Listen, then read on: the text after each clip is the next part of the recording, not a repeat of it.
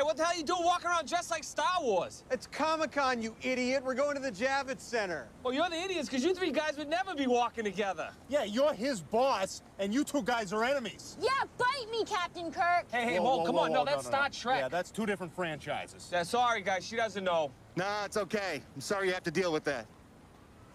Let's go. Oh, hey, come on. It's not worth it, man. It's not worth it. Not worth it. Hello, everybody. Welcome back. Fanzone debate. We're back.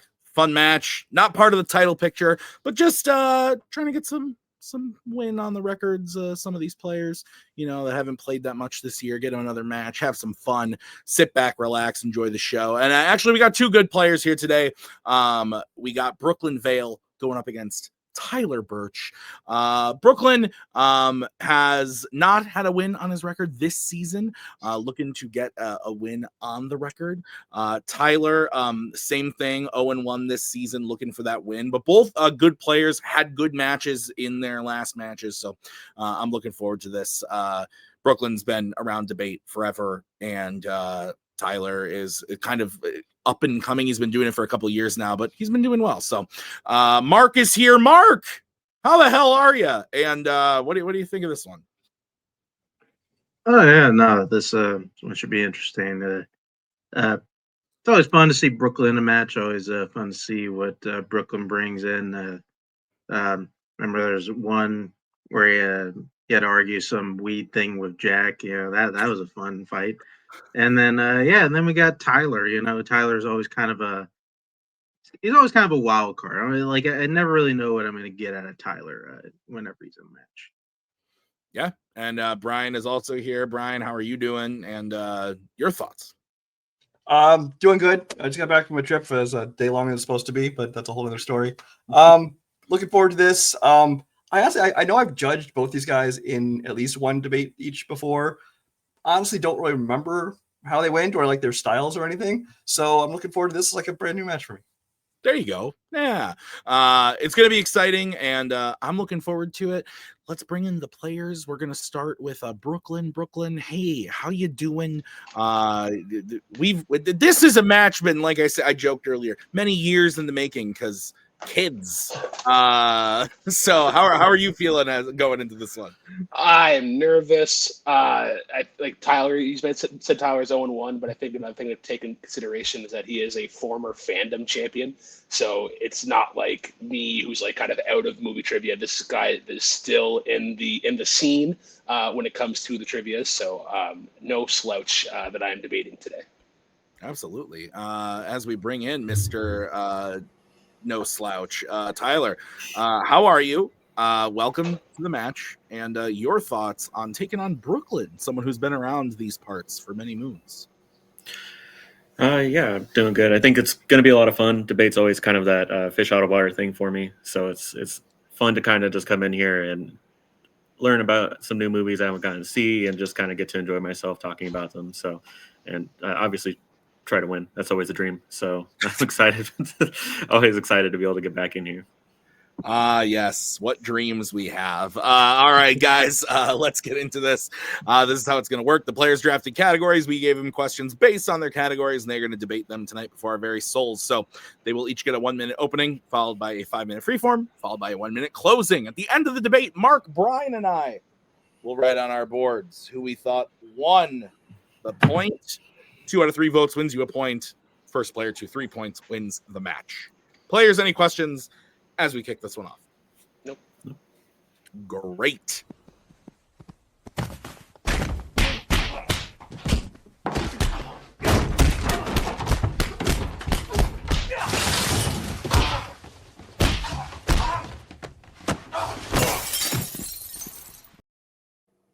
Made enchiladas for dinner, and I got something in my teeth. Anyway, let's get into this. We're going to start with the first category, drafted by Mr. Burch. The category is actors and actresses, and the question is, what is the best scene in a Jack Quaid film? Mr. Quaid. All right, Tyler, we will start with you. Since you drafted this, you have 1 minute to open when you start talking.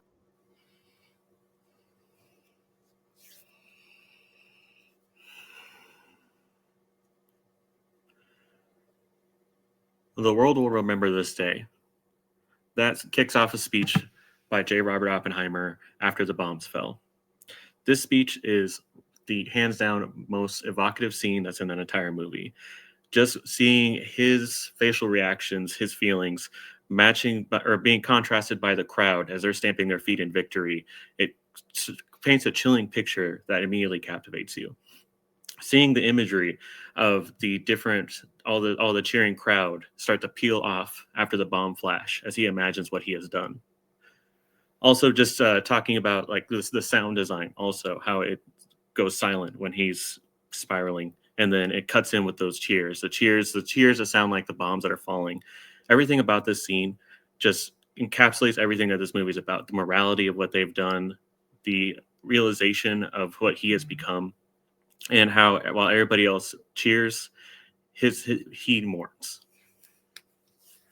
Time. Okay, let's go over to Brooklyn. Brooklyn, you have 1 minute when you start. You are muted, my friend.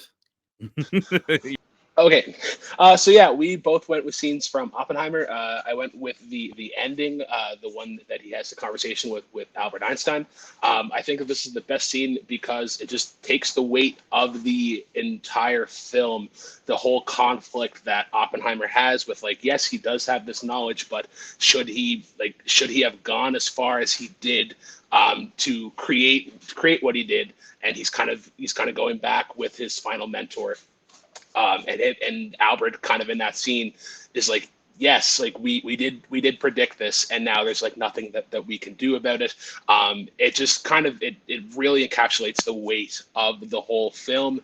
And I think there are some aspects of my scene that can do better than Tyler's scene, but we'll get to that in the freeform. I yield the rest of my time. Okay, yielding about 10 seconds. 2 scenes from Oppenheimer. 5-minute freeform. When one of you starts talking, I will throw up the 1-minute warning when that time comes. If you're talking over your opponent, I will throw up the let your opponent talk. Don't make me do that. It makes me very sad, and I'm already sad enough. So 5-minute freeform when one of you starts. Tyler, you can go first. This is your question. Yeah, so I think what makes my scene really resonate with you is just the stamping of the crowd, the feeling of victory that surrounds Oppenheimer while he contemplates what he's done. I know that our scenes are very similar in their regard, but this one always, the contrast what really resonates with me. With yours, it's more of just him already realizing what he already realized during the speech that he gave earlier in the movie. So the thing with the speech in yours, and in particular the crowd that I don't like, I think it's from a directing choice from Christopher Nolan in particular, is that like he is kind of making that crowd to look stupid because of what we know. Like yes, they are cheering, but they don't know what they're cheering about. Like yes, they do have this discovery, but it's kind of Christopher Nolan pointing the finger at the members basically who are congratulating him in that speech.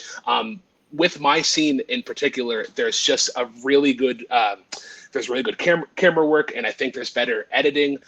Like you see him just kind of stare into the depths, knowing that this is the first domino of what is to come in nuclear war. You get the nice visuals of the nuclear missiles coming, and then that final ending scene. Spoiler if you haven't seen it, but it's like the Earth just kind of blowing up, and it's just this very intellectual and thematic closure. It's just it's Einstein pointing to Oppenheimer, being like, "Yes, this is what happened, and we knew this was coming." See, I think you mentioned that the crowd being cheerful and how that's Nolan pointing at them and saying like that's kind of dumb. I think it really highlights the naivete of all of us. We were excited. Yes, we won the war. We did this, not truly comprehending what we have done. So that's more of the shining America is winning side, and Oppenheimer is the one that's contemplating that moral, the moral gray areas that are created by this bomb. So I think actually having that just further highlights the contrast I've already identified.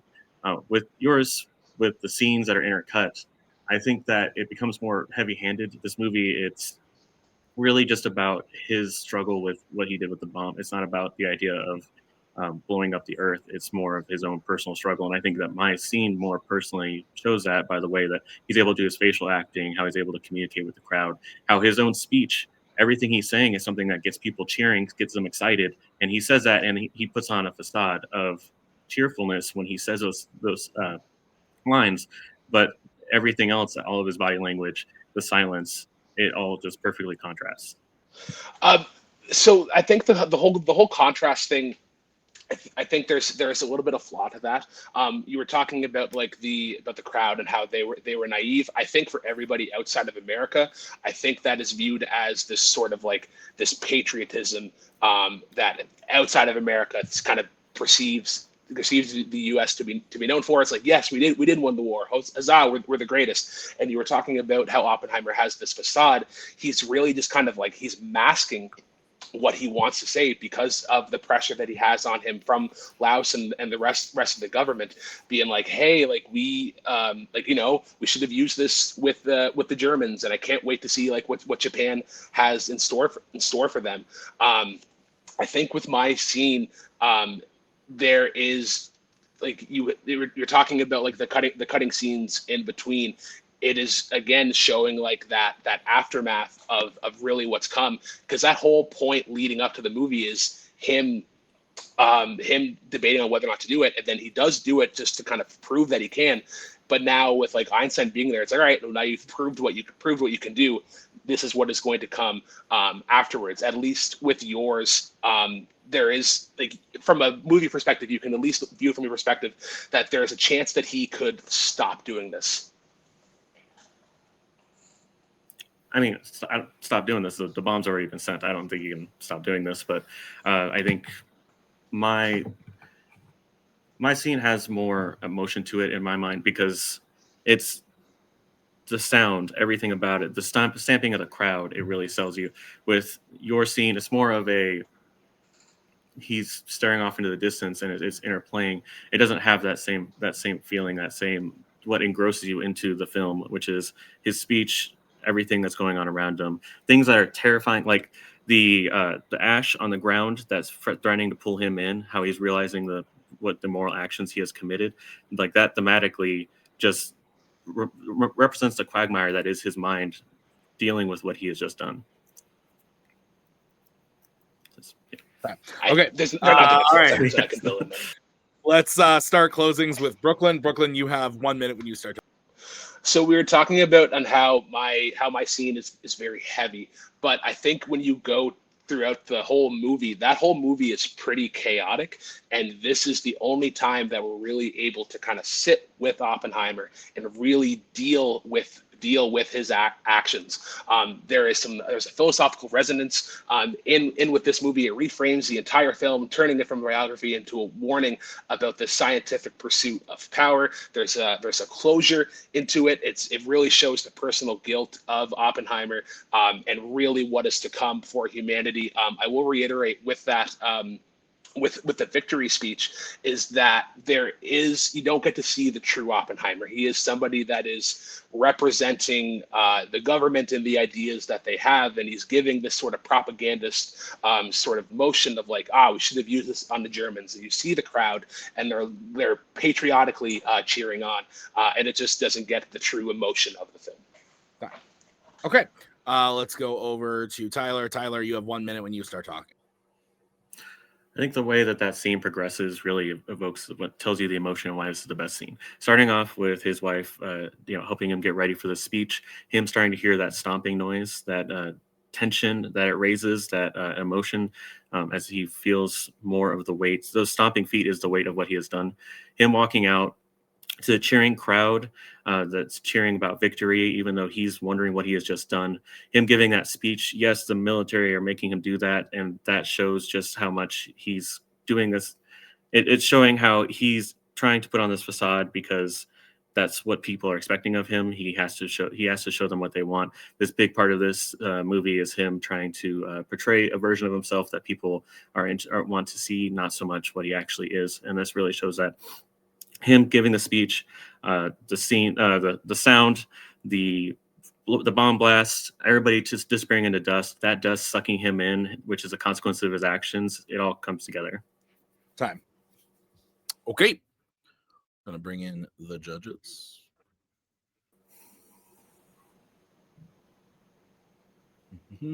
Okay.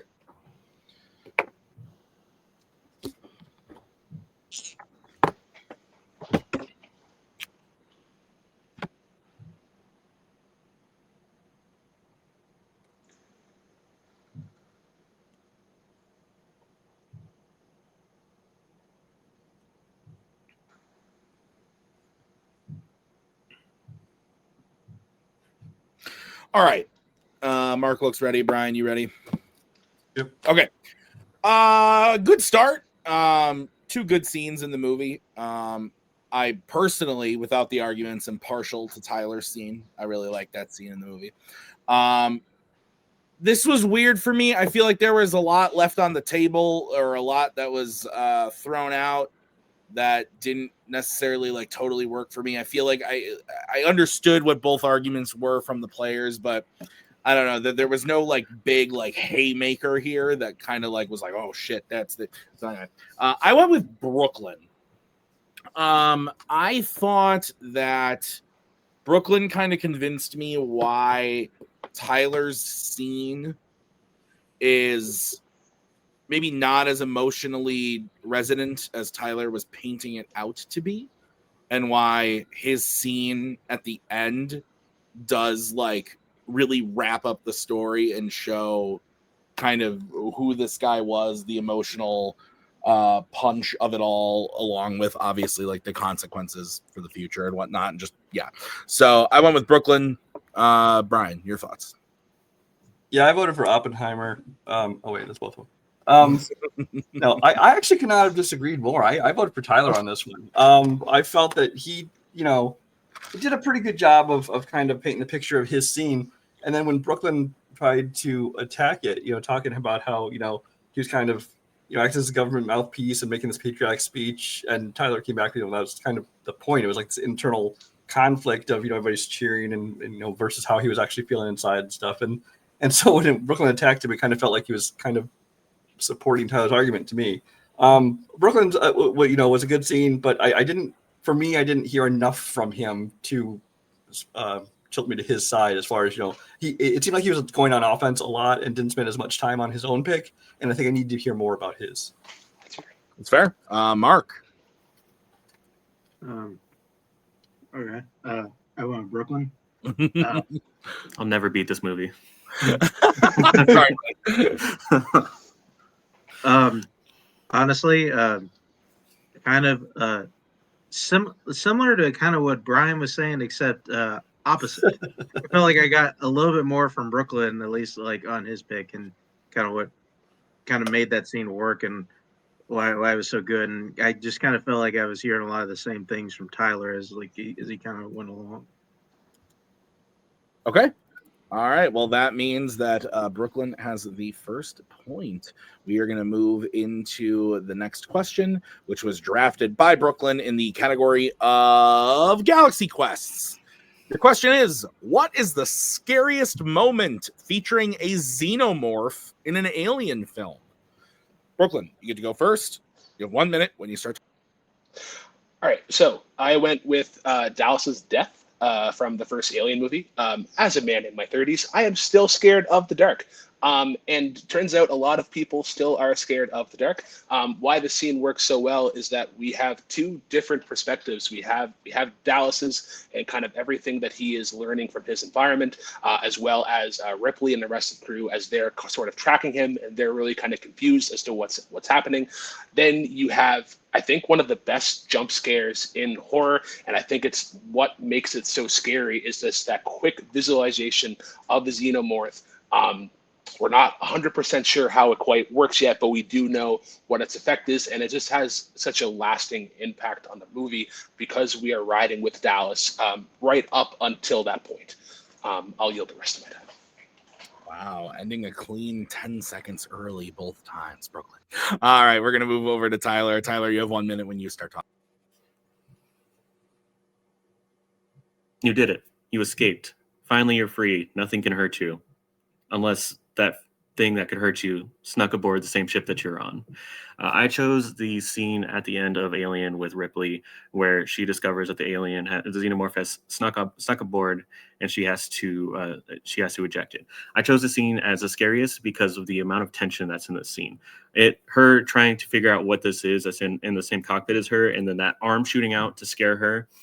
Her palpable fear as she can't take her eyes off the xenomorph as she backs up into the closet area with the spacesuits. Her putting on that spacesuit, having to repeat a nursery rhyme to herself just to keep herself calm as she tries to come up with some sort of plan to finally get rid of this creature that's been following her, that has killed everybody that she's cared about, probably soon herself as well, and just how it slowly gets out of that hole. It's not a fast, oh, I'm going to run at you. It's slow. She's watching this doom slowly erupt and emerge.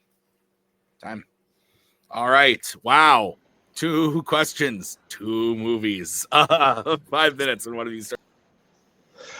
So I'll go first on this one. I think with your scene in particular, there isn't really much of like a battle or sort of stakes. I don't really have a sense of fear for Ripley's life. Like, she does get that one little poke, and then it just kind of like turn around, hit the button, the thing comes out, and then like the day, like she had the booster on the engine, the day's over. I think why my scene is so scary is because we learn from 2 different sets individually. We learned from Dallas, like when he puts his fingers in the goop, he's like, oh fuck, like this xenomorph is close by.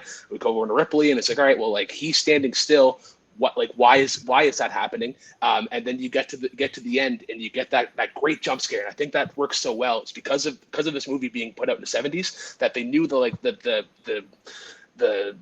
oh my god, what's the word I'm looking for? The special effects aren't as great. So I think the more minimalistic approach is the scarier one. So the thing about your scene for me is that Dallas, you say that my Ripley never feels this in danger. Dallas never portrays that he's in danger. He's just kind of wandering around these corridors asking, hey, what's going on? Where's the little blip?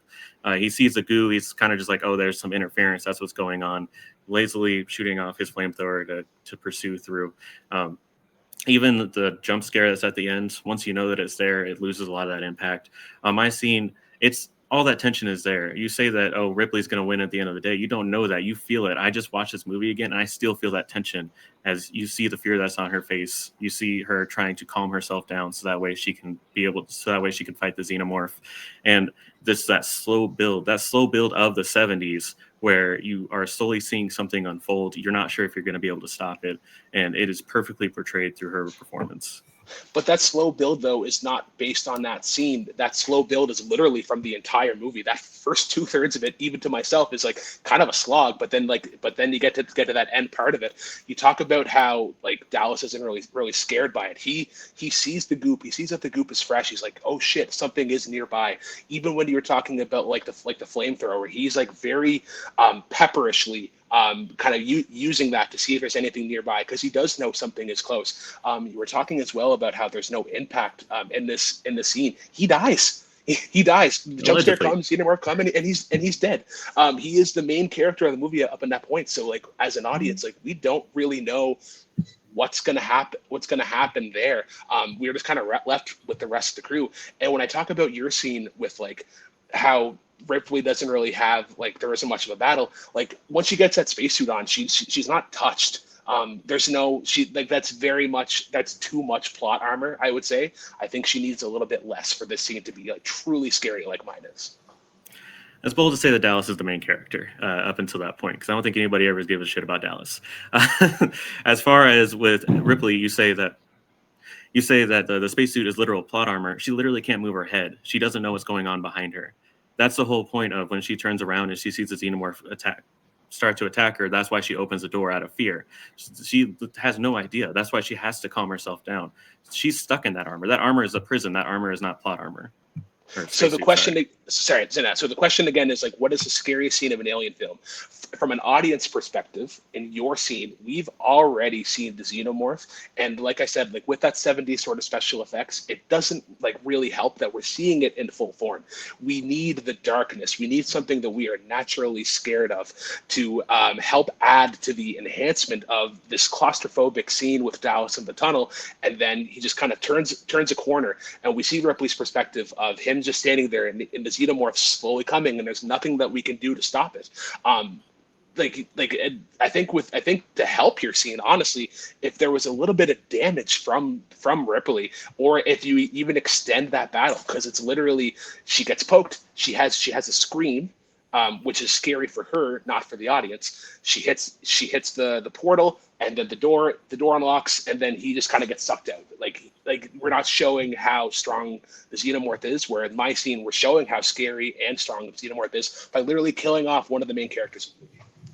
You don't even get to see the kill though. Like for all you know, he's still out there. You don't know that. Like you don't see him again in the movie. So him getting jump scared, yes, it's scary. He disappears, but you don't really know what happens. There's not really any fallout from that other than them just moving on and continuing with the movie. With mine, like you say that if you see it, the xenomorph extricating itself from that wall is terrifying because you have no idea how it got in there. You don't know what this thing is. You've seen what this thing is, but you can't comprehend how it's able to hide into that wall. So seeing it come out, her desperately trying to blow the little, the cold air or whatever onto it to slow it down. Like these are all her trying to survive, and that's what builds the tension. That's what builds the fear. It's not about there needs to be a big battle. It's just you feel it. You feel it in your bones. Okay, there's this point, but I'll get it to the closing part. Okay. All right. We're going to close first with Tyler. Tyler, you have 1 minute when you start. For me, the scariest moment of a movie is always going to be when the tension is built. It's not about a jump scare. Jump scares are cheap. Once you see them once, you can guard yourself against them in the future. You want something that is going to build towards real fear.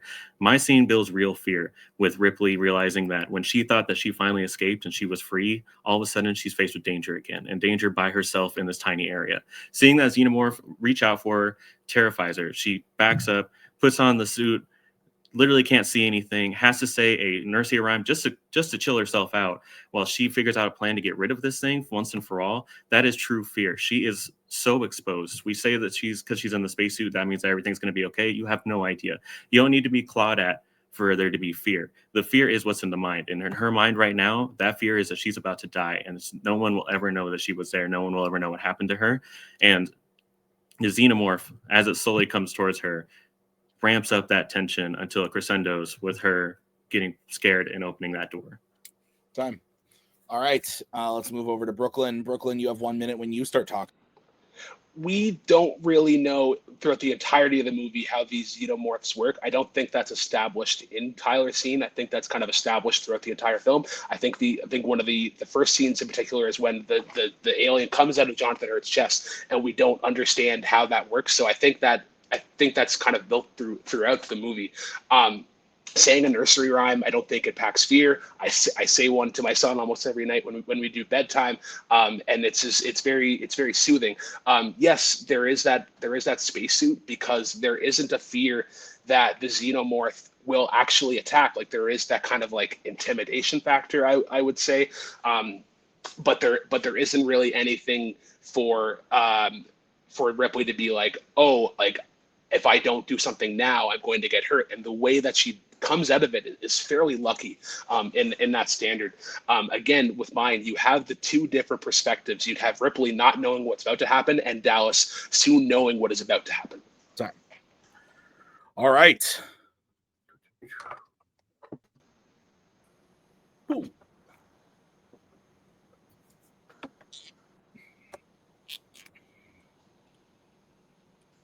Does anybody else think Brooklyn tells nursery rhymes at bedtime not for the son but for himself? He's afraid of going dark. I was gonna say, it gets really dark in there. Gotta watch out. 3 little ducks swam out one day. Oh my God, that song! No, I almost wrote a stand-up bit on how that song and what other one? Oh, 5 Little Monkeys Jumping on a Bed. How they make no sense. Yeah, they don't. Yeah. All right. Mr. Menchaca, you are our fearless leader this round. Get it off. All right. This time I did go with Tyler. I feel like I kind of liked his defense.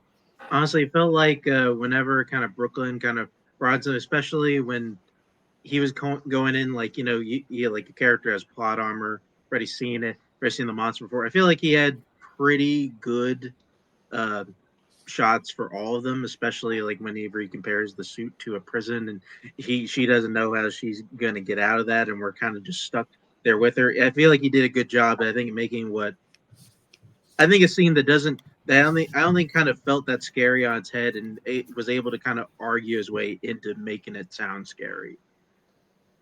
Okay. I went with Brooklyn again. I thought that Brooklyn's attacks on Tyler Steen were actually really great. Maybe not so much the suit one, but I liked his attacks just saying like in correlation to his scene of saying like by the time we get to your scene, we know what the monster looks like. We've spent the whole movie trying to like figure it out. And I really liked his kind of framing of like Dallas being in there. We don't really know what's going to happen. All of a sudden, like the jump scare, the visual effects, like holding back, like it really helps add to the scariness and the atmosphere of that scene. And that Tyler scene just like isn't as scary for the audience, maybe for the character, but not for the audience. So I gave it to Brooklyn. Brian, where are you at? All is right with the world because Mark's the odd man out again. Brooklyn on this one. Kind of for all the same reasons that Tim said. I think this was actually a closer one for me. Yeah. But I think that like Tyler was attacking, saying, it's kind of a cheap jump scare, and after you've seen it once, it's not really scary when you rewatch it. But for me, that's any scary moment in any movie is not really scary after you've already seen it one time. So that didn't really hold much for me. I thought that Brooklyn defended his well. When he's talking about when Tyler said that it's just a single jump scare and there's not really any building tension, but Brooklyn explained how with Dallas the way he was looking around and the tension was building in that scene. Like you said, we'd already seen the xenomorph at that time, so it was a little bit more impactful as opposed to something you've seen throughout the whole movie. So yeah, I went with Brooklyn on this one. Okay, that means Brooklyn is up 2-0. Tyler needs to hit this next one in order to move on. So the category was drafted by Tyler. It is in the category of creature features. Your question is, what character from a Jurassic film would you want to protect you from dinosaurs? Tyler, you get to start. You have 1 minute when you start talking. So if I want somebody to protect me from dinosaurs, I want it to be somebody that's an expert, somebody that could tell me every detail I need to know about how to avoid these things, because fighting a dinosaur 1v1 is never going to end well. I need somebody who tells me exactly how to be able to get out of a situation. So I went with Alan Grant in Jurassic Park. He knows everything there is to need about dinosaurs. He also knows the most about the dinosaur that is the scariest, which is a velociraptor. So he'll be able to help me get out of that situation. He knows everything like the T-Rex's visual acuity. He knows about Dilophosaurus, with velociraptors. He understands the dangers. He knows about, not the Brachiosauruses. Brachiosauruses may stop me. Who knows? He knows every little detail that I need to know so that way I can get out of the situation. And that is going to help me a lot more than anybody that has a gun or anybody that has teeth to try to avoid dinosaurs, because I'd rather not be in the fight than ever get into a situation where I'm confronted by a dinosaur. And like Brooklyn, I'll yield my time. Ooh, spicy. Okay. Let's move over to Brooklyn. Brooklyn, you have 1 minute when you start. Tim, you were looking for haymakers. Here they come. So I went with the T-Rex from Jurassic Park and Jurassic World. There's a great saying, fight fire with fire. In Pokemon, a dragon type is most effective against other dragon types. So what do I want to protect me from dinosaurs is the T-Rex. This T-Rex has shown to save humans in previous films, both in Jurassic Park and Jurassic World, saving them from the said velociraptors that Tyler has described. The question is, what do I want to have me protect me from dinosaurs? And the only real threat to these dinosaurs is the best dinosaur, the T-Rex, and I will yield my time. Whoa. Okay. All right. 5 minute freeform when one of you starts. Yeah, so the T-Rex sounds like a good baller pick. But if you really think about the stats, hasn't done a whole lot. Ate a guy on a toilet, ate a Gallimimus, which I think anybody could catch a Gallimimus. Threw a couple of velociraptors that were already distracted by the bloodlust of wanting to kill humans. I don't think it's as effective as a killer as you want it to be. So I don't see how it could protect you. And also, yet very easily, when it's faced with somebody of the same size, like in Jurassic World, the only reason why it won was because somebody else helped them out, and that's not always going to be the case. But it still won, though. It still had the help of humans and whatnot. Like, we're talking about like how all these things that happened in the previous movie. The good thing is we're not going back in time to the time of that movie. All of the events of this movie have already happened, and the question is what character is going to protect us from dinosaurs. The big thing with Alan Grant is that yes, he is an expert in dinosaur behavior, but he is only good at helping you hide. You will constantly evade, and what's going to happen is that the dinosaurs will eventually grow larger in numbers, or they will grow stronger, and then eventually they'll come to a point where like you can't hide anymore. You will eventually have to endure these face on, and Alan Grant can't do that on his own. He has proven time and time again that it's literally just hide, evade. You can't tackle these things like you can with the T-Rex. First of all, hiding is a great strategy from dinosaurs because dinosaurs will murder you, and you can't really get away from that. So I think that having somebody who has knowledge of dinosaurs and can tell me exactly what I need to know is going to help me do things like letting me know that Dilophosaurus shoot venom. I need to know that so that way I can make sure I never get shot in the face. Velociraptors. He actually knows how to talk to velociraptors using his little flute, velociraptor flute. So he knows he can maybe get them on our side. For the T-Rex, I mean, you go into any kind of building, the T-Rex isn't going to be able to follow you because it's huge. So how is it going to help you if you get confronted by velociraptors in there? You'll just get eaten. So if you had that power to talk to the velociraptors, then why did the T-Rex need to come in at the first movie to save them? Like if that, we're not talking about the movies. We're not talking about the movies. No. But we're talking about like one of his assets. And one of his assets is that he has his flute to talk to velociraptors. But if that was so strong, then like why didn't that alone help them from being eaten by the dinosaurs? The T-Rex had to come in and save them. Like ultimately, like with the T-Rex, you could have him in a cage, or you could eventually kind of loop around. Like you could lure the dinosaurs into one spot. Boom, the T-Rex is there. He demolishes them all. Alan Grant is not an option to attack these dinosaurs. You will hide, but eventually the dinosaurs will win out. You need something to kind of meet in the middle. It will forever be a chase game with Alan Grant. Which is exactly what would happen if I'm being attacked by dinosaurs. There's no getting out of this. Like dinosaurs will always come after you. So I'm looking for that. And you said that this is today's world. Today's world, he would have the Velociraptor flute that he did not have in the first movie. And so then that way he can communicate with them. So a T-Rex, you say that like if he's caged, it's all like he'll break out of it and everything. But I mean, if you think about it, you've seen in the past how they get stuck. I mean, even if like in what's it called, Meet the Robinsons, you see the T-Rex can't get them because they're in a corner. There are very easy ways to evade with the power of a T-Rex. So you have to, I mean, what's it gonna, how's that really going to help you? You take one wrong turn and all of a sudden, boom, the T-Rex is not able to help you.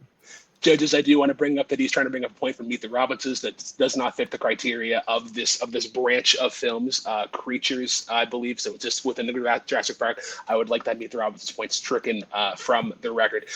You can't just hide. This is basically like more like an advanced zombie movie where like you eventually have to destroy something, because one, the dinosaurs are either going to grow in numbers because they see you as meat, they see you as food, as a way of survival, or they're going to grow stronger. And you have to get lucky, basically. And if you're going to constantly evade, you constantly have to have that knowledge. And eventually, like Father Time is going to win. So I'm trying to beat Father Time by having a T-Rex eliminate the threat.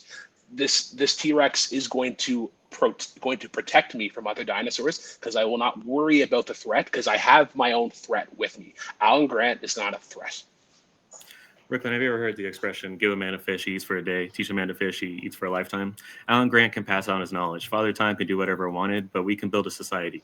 You say that in zombie movies, that that's what this essentially is. In all zombie movies, you have to hide. You have to build an underground society. Like this is, we can gather the people, and we can actually figure out ways to protect ourselves from the dinosaurs because of Alan Grant's knowledge. It's not so much with the T-Rex. T-Rex is like having a shotgun and then you're out of ammo. But the T-Rex is okay. All right, we're gonna start with Brooklyn, so you can go ahead 1 minute when you start. The T-Rex is quite literally an apex predator. It will kill or scare off most other dinosaurs just by showing up. That's all you have to do. With Alan Grant, he is human, so there is this limited strength, speed, and durability. That's where the whole Father Time aspect comes in. Is that eventually the dinosaurs will win out. He can't actually fight a dinosaur. Yes, he does have all of this knowledge, but there's this human moral to him where he can't really kill the dinosaurs, and there hasn't really been any examples in the movies where he has shown that if need be he can kill a dinosaur. The best way, again, to protect us from dinosaurs is someone that helps us end the encounter, and the only person that is ending that encounter is the T-Rex. I'll yield my time. Okay. All right, we're going to move over to Tyler. Tyler, you have 1 minute when you start. The T-Rex is a punk-ass bully, all right? All it does is just try to take down people that are smaller than it. Once there's a creature that's on the same size or threat level, it crumbles. We saw it get killed by a Spinosaurus. We saw the only reason why I was able to defeat the Indominus Rex is because of Blue. We saw that the only reason why it was able to kill the Giganotosaurus was because of the power of friendship. Like, there's no way that this thing, if it ever gets into a direct confrontation with somebody else his size, is going to win. It's got shrimpy little arms. It's going to lose. It also is... The size seems like it's an asset. It is not. The size is a detriment because you need to be able to hide in the buildings. Everybody's going to be able to see this T-Rex like the Macy's Day Parade float. So it's not going to be helpful. Alan Grant is going to be able to teach me and everybody around me exactly how to avoid these things. I'm sorry he's not bloodthirsty and out there snapping necks. That's not what I'm asking him to do. What I'm asking him to do is to actually help me learn how to protect myself from dinosaurs. I need to know how to evade them. That's going to be the most helpful thing in this situation. And I need to rebuild society in a way where we can either coexist with dinosaurs or just go beneath their notice. Done. The power of friendship. All right, let's bring in this. That was awesome. That was very funny.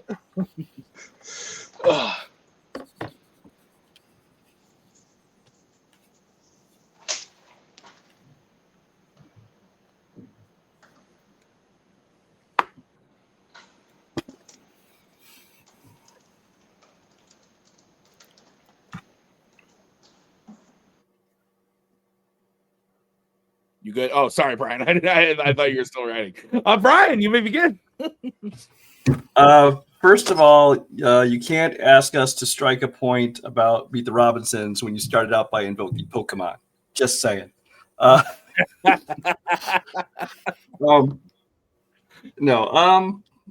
This was a fun one. I enjoyed this. I did end up going with Tyler on this one.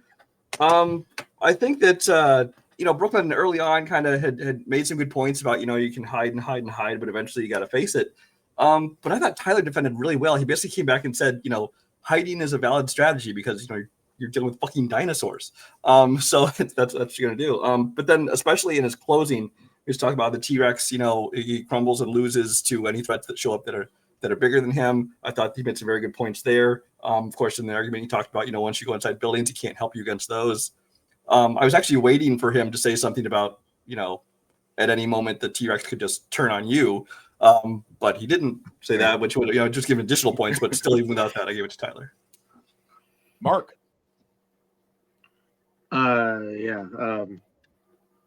This is a really silly argument, you guys. We're arguing about a guy and a T-Rex. I mean, I did pick the guy in this one, so I did go Tyler.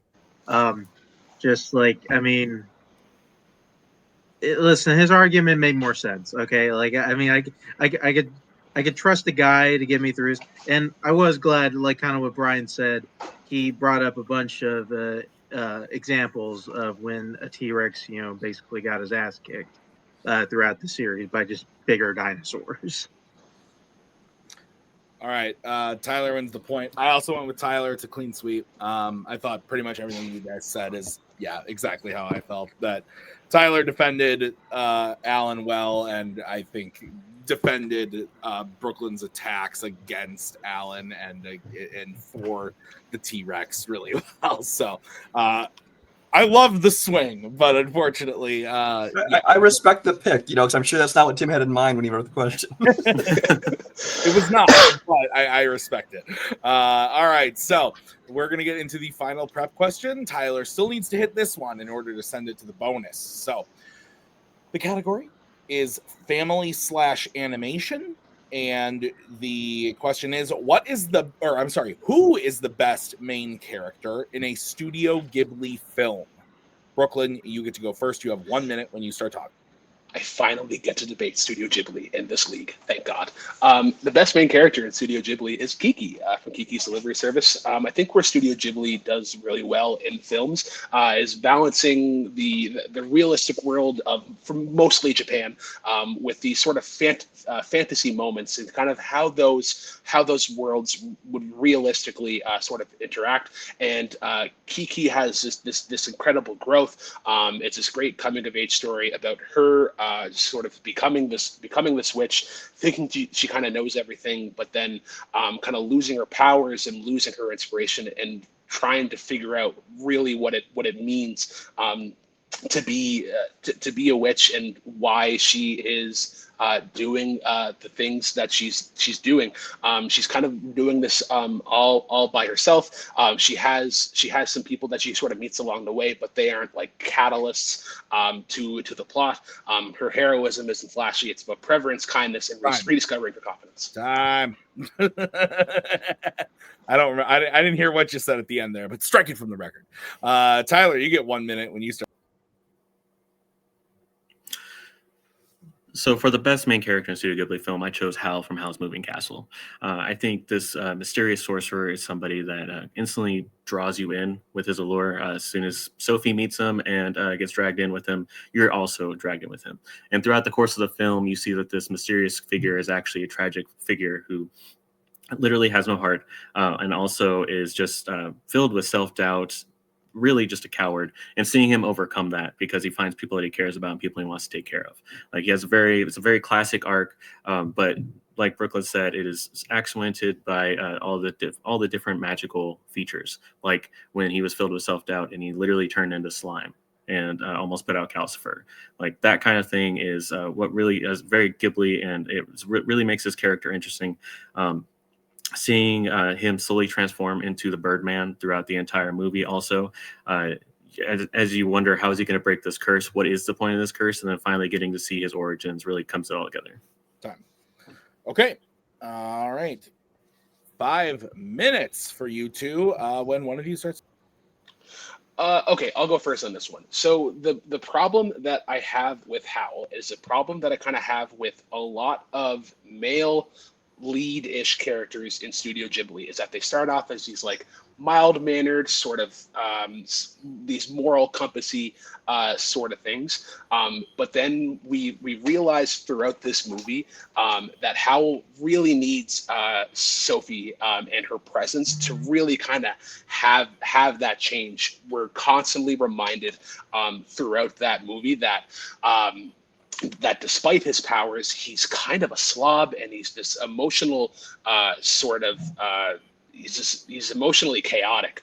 He kind of goes after Sophie over the littlest things, and we're like, you go into the scene with the bathroom, and even like the little kid who's like, oh yeah, like you see it, it's disgusting, and he kind of needs everybody to kind of find that, whereas with Kiki, she doesn't need everybody. She has to find her powers again within herself. She has to draw the inspiration of like why she is a witch, which instills why she is the best character, because she doesn't need everybody.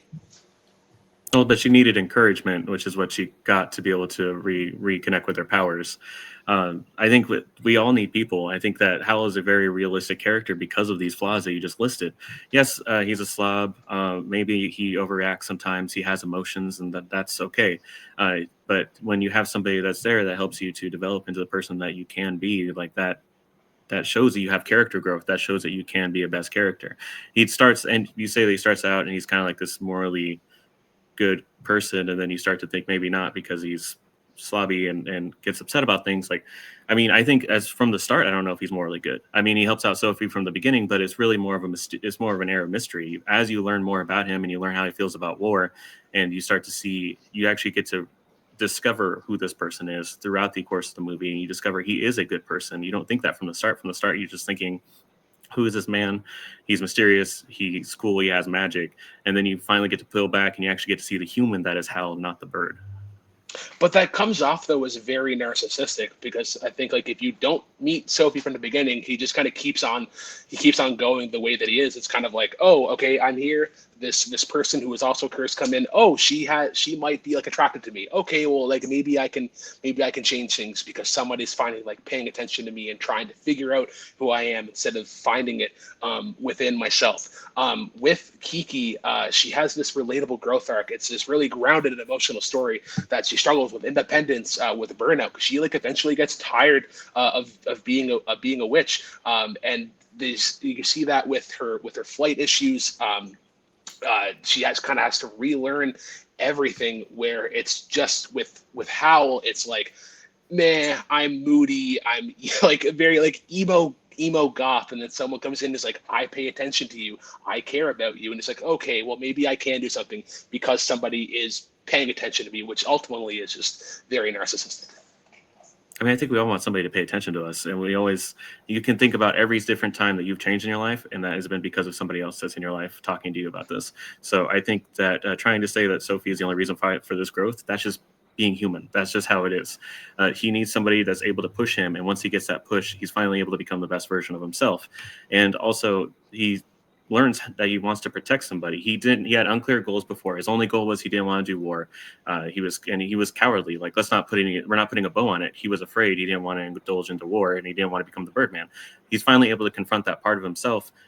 He's able to break the curse. He's able to show his true self and be with Sophie. That is a mark of a great character. For Kiki, she's kind of just puttering along until all of a sudden she loses her powers. I don't really see a whole arc that's there. It's more of just her doing a delivery service, and then she starts losing her powers as she starts doubting herself. But she's not just puttering along though. She's trying to help out people in this new village that she's moved to. It starts off with like this baker is delivering something, and then the mother forgets to soothe her for her child, and Kiki's like, oh, like, do you mind if I help out? It's like, yeah, absolutely.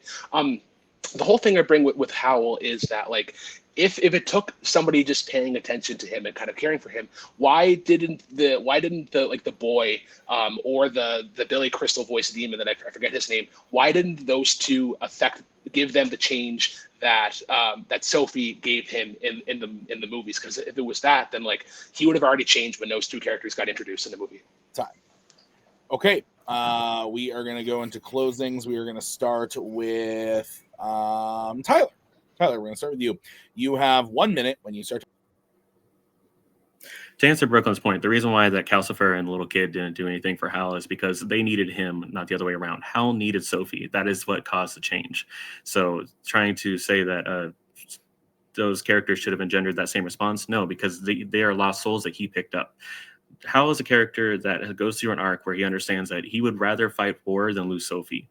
And that love is what helped him transform. It's what helped him break that curse. And it's what allows him to become the best version of himself. He shows that. He's got the air of mystery. He's interesting. He's the perfect fantasy element to this movie with the door and everything. So he's a great addition to this movie. He's the best character in the Studio Ghibli film because of his arc and because of the magic. For Kiki, there's not a whole lot that's going on there. She's messing up a lot. She loses her power because of her doubts. And then she sees her friends in trouble and she goes to help. It doesn't feel very earned at the end because I never really feel like her and that character really connected, even though they were trying to force that for the entirety of the movie. Time. Okay. We are going to move over to Brooklyn. Brooklyn, you have 1 minute when you start talking. Kiki is a human. She messes up like the rest of us. We all have our flaws and our mistakes. And it's really about her perseverance and her kindness, and really sort of like rediscovering her confidence. Because I feel like if Howl was put in the same aspect where Kiki is, where it's like, oh, I don't have my powers, cool. Like life is done. I'm not really going to try to do anything else. it takes Sophie and somebody like kind of being attracted to Hal, is being like, oh, okay, somebody sees me outside of all this. Maybe I can change. But I think it's the arcs of these two that really kind of comes head, and I think that's where I win because you see this growth that Kiki has, and it's very relatable. I feel like as teens, we kind of are trying to figure out what inspires us, and we don't already have all that in front of us. We have to find it. We have to get our inspiration to it, and that's why Kiki's the best main character. Okay, let's bring in the judges.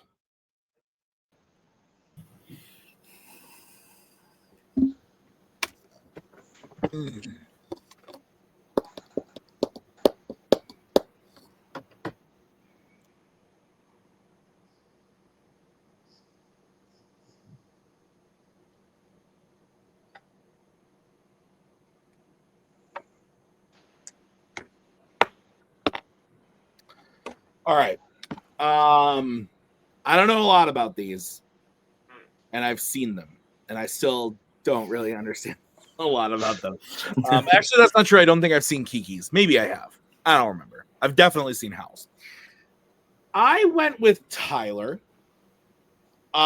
He kind of painted for me what I felt like was the more interesting, better character. Like there's just more going on, and it's more layered and interesting. And again, I don't know much about these movies, so based on the arguments, I felt like Brooklyn was throwing a lot of shade at Howell, as he should have, given the situation.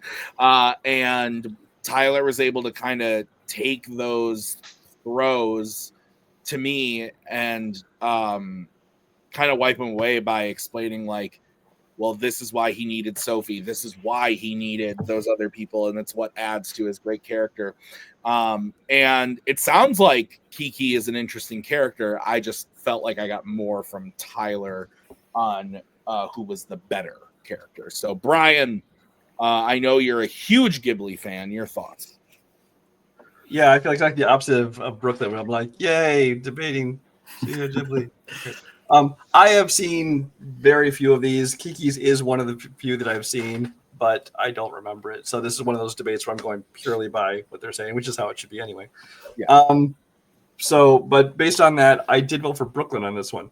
I felt that, especially his closing, I think he did a great job kind of wrapping up and talking about how Kiki is more of a flawed person. It's her perseverance that makes her, gives her a little more dimension, helps us identify with her better. So.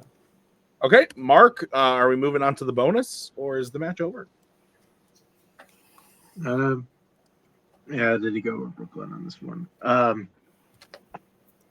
Yeah, I think for a lot of what Brian said, I think it just, I feel like just it kind of at least kind of like the character, at least kind of that Brooklyn was pitching. It sounded like a bit more well-rounded than one, then also like kind of was able to at least poke holes in at least the Howl character. Okay, well, that means your winner is Brooklyn Vail. We are going to talk to the players. Tyler, you are master of the trivia. You are very good at this, but it just didn't go your way today. You got some votes, split decisions. You got a clean sweep, too. So not too shabby of a performance. How are you feeling about it? I'm feeling okay. I'm gonna be honest with you. It took so long for this to happen that I kind of just was like, is that out of my mind? And life happened. So I'm actually happy with what I was able to put together at this point. I knew I was in trouble when I saw the question for Jack Quaid, and I was like, oh, great. Now it's Oppenheimer again. Because that movie is the bane of my existence at this point.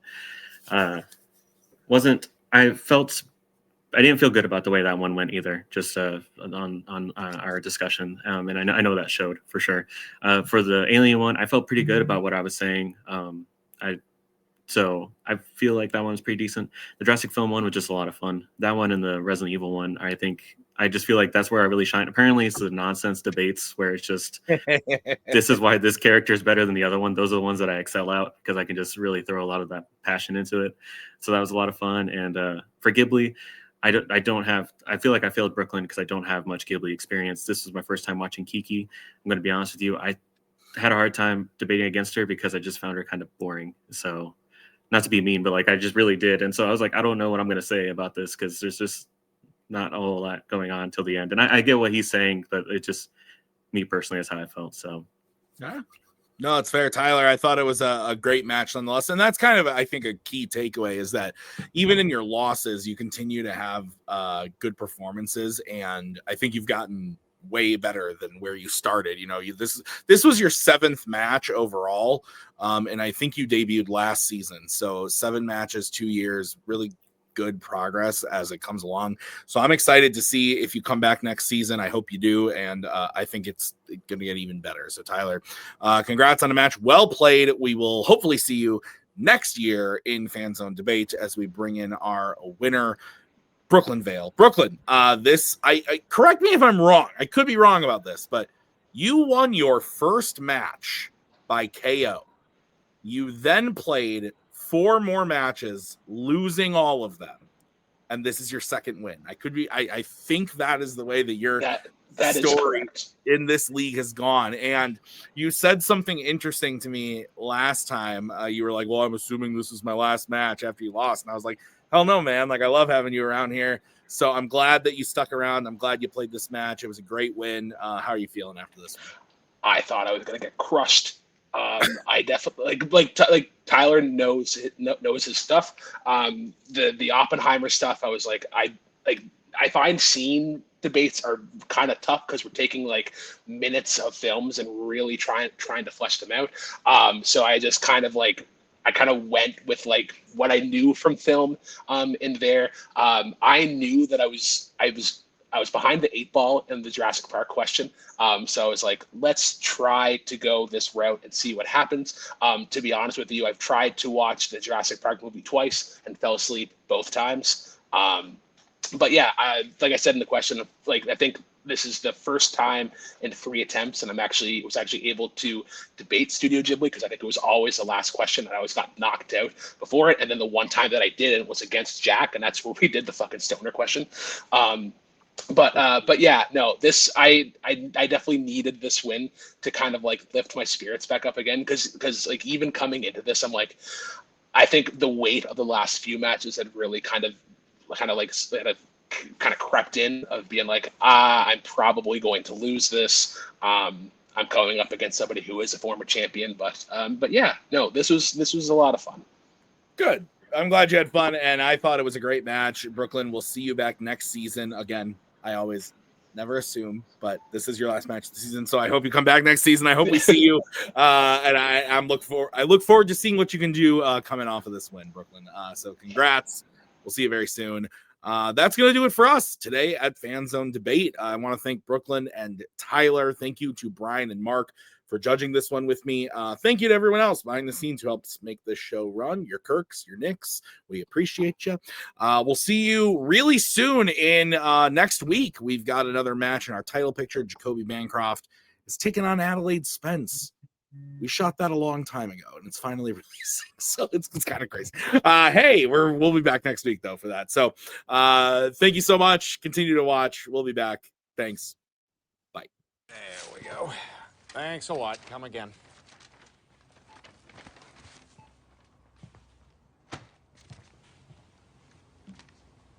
Hey, I won't forget what you've done for me here today. I would prefer that you do.